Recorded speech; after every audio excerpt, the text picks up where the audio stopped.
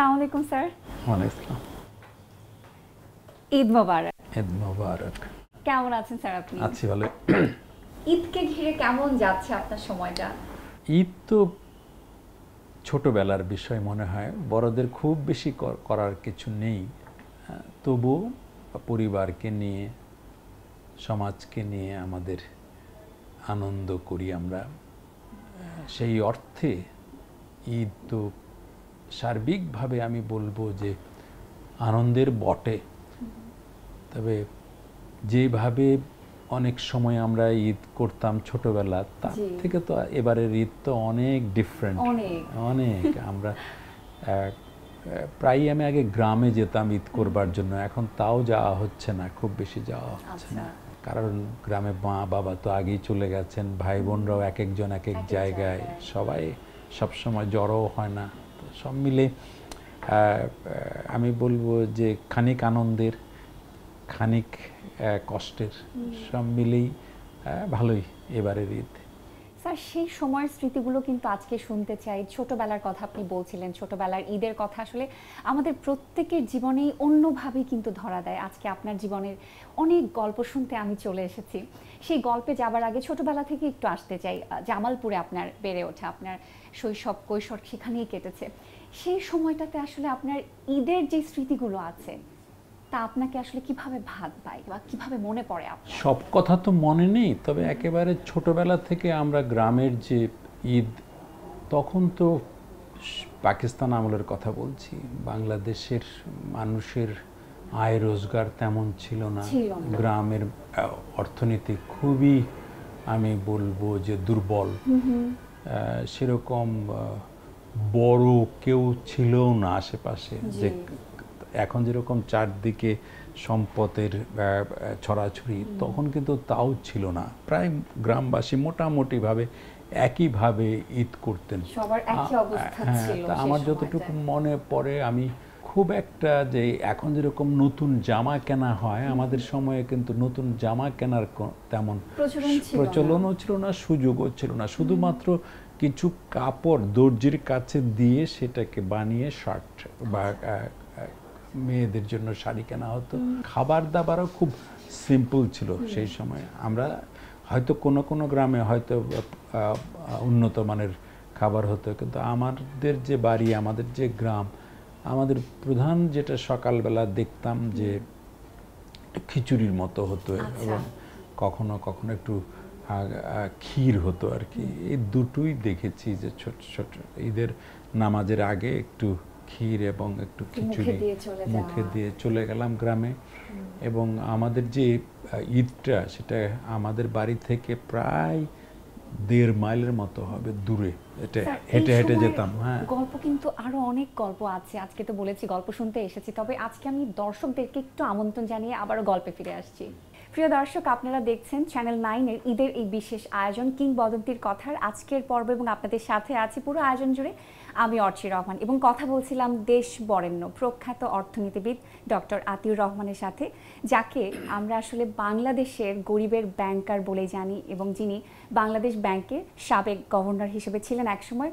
তার এই বর্ণাঢ্য কর্মময় জীবনের গল্পে আজকে যাব, ছোটবেলার গল্প শুনবো, আশা করছি সাথেই থাকবেন। আবারও গল্পে ফিরে যাচ্ছি, এবং যে গল্পে ছিলাম, এই যে বিশেষভাবে খাবারের যে রীতিটা বা পোশাকের যে বিষয়টা, সেটা আপনার জীবনে আসলে ঠিক কবে থেকে এলো, বা আপনি কবে থেকে অনুধাবন করলেন যে এখন ঈদের জন্য বিশেষ করে একটা নতুন জামা কেনা যায়?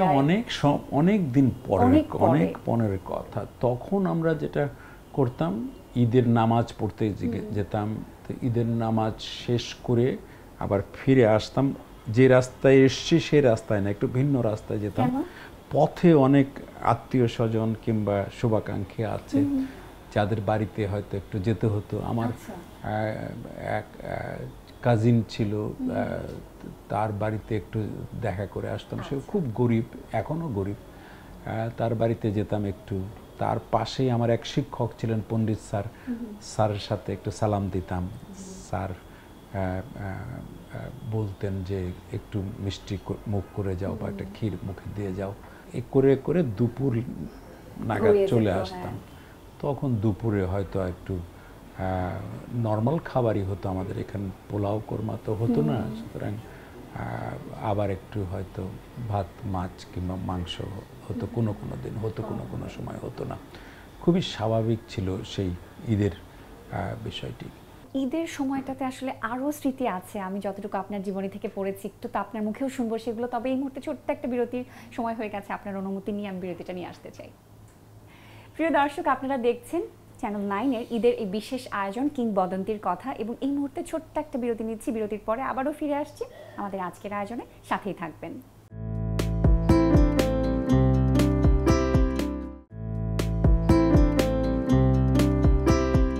প্রিয় দর্শক, বিরতির পর আবারও ফিরে এলাম চ্যানেল 9-এর ঈদের এই বিশেষ আয়োজন কিংবদন্তির কথার আজকের পর্বের সাথে আছি আমি অর্চি রহমান, এবং আজকে আমার অতিথি হিসেবে উপস্থিত আছেন, বা আমি আসলে তার অফিসে চলে এসেছি, তার সাথে গল্প করতে চলে এসেছি। তিনি আর কেউ নন, ডক্টর আতিউর রহমান, যিনি বাংলাদেশের প্রখ্যাত অর্থনীতিবিদ, এবং তার সাথে গল্প করছিলাম, তার গল্প শুনছিলাম। চলুন আবারও গল্পে ফিরে যাই। সেই সময়টায় আসলে জীবনযাপন তেমনিতেই অনেক কঠিন ছিল, সময়টা অনেক কঠিন ছিল। সেই সময়ে ঈদটা আসলে আলাদাভাবে কি কোনো একটা বিশেষ দিন ছিল? কতটা পরিবর্তন ছিল সেই সময়ের অর্থনৈতিক অবস্থায়? তখনকার অর্থনীতি খুব নিশ্চল ছিল, মানে তখনও গ্রামের অর্থনীতি আর শহরের অর্থনীতির মধ্যে পার্থক্যটা খুব বেশি, এবং গ্রাম মূলত একটা কৃষি প্রধান গ্রাম। শিল্প ছিলই না, বাইরের ইনকাম গ্রামে প্রবেশই করতো না, রেমিটেন্স বলে কোনো কিছু ছিল না। গ্রামের মধ্যে যা ইনকাম হতো ওটা দিয়েই চলতে হতো। খুবই একটা আমি বলবো নিস্তরঙ্গ গ্রাম ছিল। সুতরাং ঈদও সেই অর্থে অত হইহুল্লোড় ছিল না। তবে যেহেতু সারা দেশ 69-এর গণ অভ্যুত্থানে উদ্বেলিত এবং 6 দফা নিয়ে চিন্তা করছে, ওই সময়টায় দেখতাম যে মানুষ একদিকে হাঁটছে, বিশেষ করে বঙ্গবন্ধুকে নিয়ে তারা ভাবছেন। সন্ধ্যাবেলা দেখতাম যে অনেক প্রবীণরা আসতেন, এসে একসঙ্গে বসতেন, বসে কি হতে যাচ্ছে, কেমন হবে, এইসব নিয়ে আলাপ করতেন।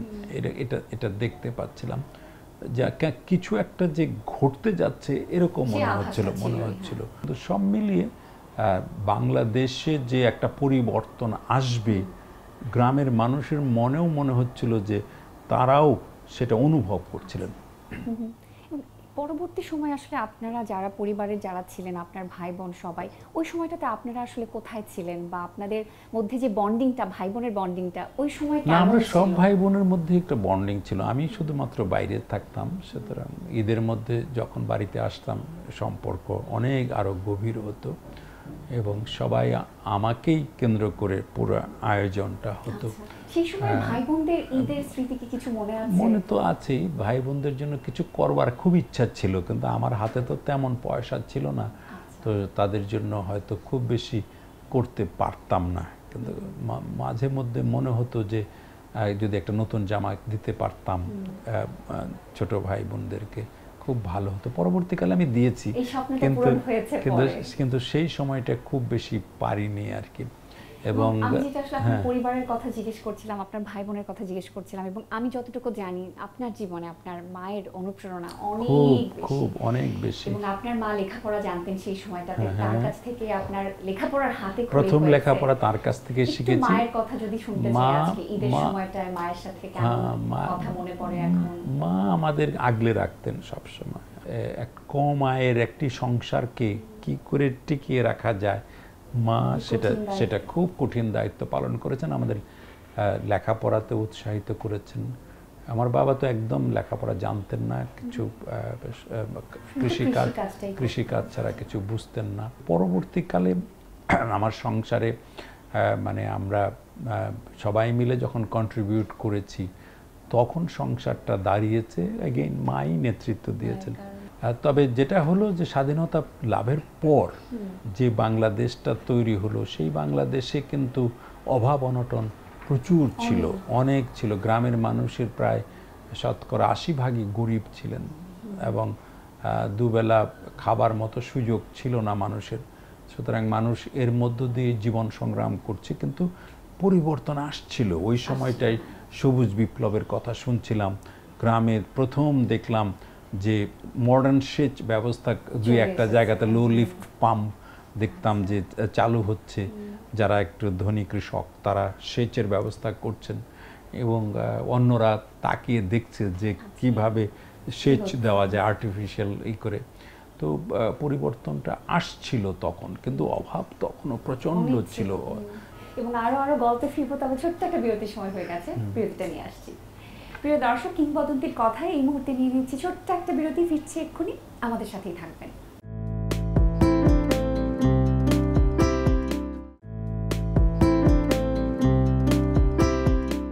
প্রিয় দর্শক, বিরতির পর আবারও ফিরে এলাম চ্যানেল 9-এর ঈদের এই বিশেষ আয়োজন কিংবদন্তির কথার আজকের পর্বে। সাথে আছে আমি অর্চি রহমান এবং আমার সাথে বসে আছেন দেশ বরেণ্য অর্থনীতিবিদ ডক্টর আতিউর রহমান। কথা বলছিলাম তার সাথে, চলে যাচ্ছি আবারও তার কাছে, তার জীবনের গল্পে। এবং এই যে জীবনের গল্প বলছি, এগুলো আমাদের কাছে তরুণ প্রজন্ম যারা আছে, নতুন প্রজন্মে যারা আছে, তাদের কাছে কিন্তু সত্যি গল্প মনে হয়। কিন্তু যে সংগ্রামী জীবনটা আপনি পার করে এসেছেন, সেই সংগ্রামে আপনি জয়ী হয়েছেন, সেই জয়ী হওয়ার গল্পটা আসলে যদি এক কথায় এক লাইনে বলতে বলি, না আসলে প্রত্যেক মানুষই তার মতো করে সংগ্রাম করে জীবনে এগিয়ে যায়। এমনকি যে ধনীর ঘরে যে জন্মগ্রহণ করেছে যে সন্তানটি, তাকেও নানা সংগ্রাম করে এগিয়ে যেতে হয়।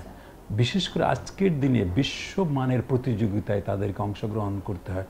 তারা দেশের বাইরে চলে যায়, তো অনেকেই মনে করে যে বিদেশে বোধহয় খুব আরামের জীবন, তা না, তাদেরকেও খুব কষ্ট করে বাঁচতে হয়।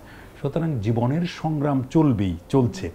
সেটা নিয়ে আমি মনে হয় যে বেশি কথা না বলে আমাদের আজকের যে তরুণ, তাদের সামনে কি ধরনের ভবিষ্যৎ, বর্তমান ভবিষ্যৎ কেমন। সংস্কৃতি জগতে যদি বলি, তাহলে আমাদের তরুণরা বেশ খানিকটা চাপের মধ্যে আছে। যে মূল্যবোধ নিয়ে আমরা দেশ স্বাধীন করেছিলাম, যে উদারনৈতিক গণতান্ত্রিক সাংস্কৃতিক স্বাধীনতার কথা আমরা স্বপ্ন দেখেছিলাম, আমাদের জাতির পিতা যিনি মুক্ত জীবনের প্রথম দিনেই বলেছিলেন যে আমি শান্তি, প্রগতি এবং সমৃদ্ধির বাংলাদেশ গড়তে চাই, সেই জায়গাটাতে তরুণরা বেশ খানিকটা চাপের মধ্যে আছে। আপাত দৃষ্টিতে মনে হয় যে সমাজ খুব শান্ত, কিন্তু ভেতরে ভেতরে এক ধরনের দ্বন্দ্ব কিন্তু আছে। সেই দ্বন্দ্বটি হলো প্রগতি এবং প্রগতির বিরোধী একটা শক্তি। এখানে ধর্মান্ধতা এখনো কাজ করছে, সাম্প্রদায়িকতা এখনো চুপচাপ বসে নেই, তারা কিন্তু মাথা চারা দেবার চেষ্টা করছে। আরেকটা হলো যে সাম্যের পক্ষে বঙ্গবন্ধু এতটা কাজ করেছেন, দেশ গঠন করেছেন, তার বিরুদ্ধে দেখা যায় যে কতিপয় মানুষের হাতে এত অর্থ যাচ্ছে, এই লোভী মানুষের জন্য সাধারণ মানুষ সবসময় বিপর্যস্ত হচ্ছে। সুতরাং অর্থনীতির যে বৈষম্য, সেটাও কিন্তু বাড়ছে। তো এই জায়গায় তরুণদের আমি খালি বলবো যে তোমরা যে আদর্শে বাংলাদেশ তৈরি হয়েছে তার দিকে ঠিক নজর রাখো আর নিজেকে গড়ে তোলো। কেউ তোমাকে সাহায্য করবে না তুমি যদি নিজের পায়ে দাঁড়াতে না পারো। সুতরাং তোমার নিজের পায়ে দাঁড়াতে হলে তোমাকে ভালো লেখাপড়া শিখতে হবে, তোমাকে কোনো না কোনো একটা দক্ষতা অর্জন করতে হবে, স্কিল অর্জন করতে হবে। তুমি দেশেই থাকো বা বিদেশেই থাকো, তুমি যেন সবসময় মাথা উঁচু করে বলতে পারো যে আমি বাঙালি, আমার বাংলা আমার ভাষা, এই বাংলাদেশ অনেক কষ্টের বিনিময়ে আমার পূর্বসূরীরা অর্জন করেছেন, সেই বাংলাদেশটা রক্ষা করবার জন্য আমার সর্বোচ্চ আমি দেব এবং আমি দক্ষতার সাথে কাজ করব। স্যার খুব চমৎকার করে আসলে বলছিলেন, এবং এত ছোট একটা ইন্টারভিউ আপনার সামনে বসে নিয়ে বা আপনার জীবনের গল্প শুনে আপনার কথা শুনে শেষ হবে না।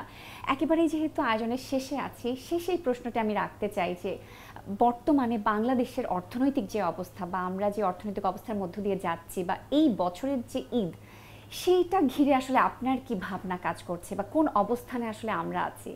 এই বছরের ঈদে যারা ফিক্সড ইনকাম, ধরো সুনির্দিষ্ট পর্যায়ের আয় করে কিংবা নিম্ন আয় যাদের, অনানুষ্ঠানিক খাতে যারা আছে, তাদের খুব কষ্ট। কারণ মূল্যস্ফীতি বেশ বেশি, 9% উপরে মূল্যস্ফীতি।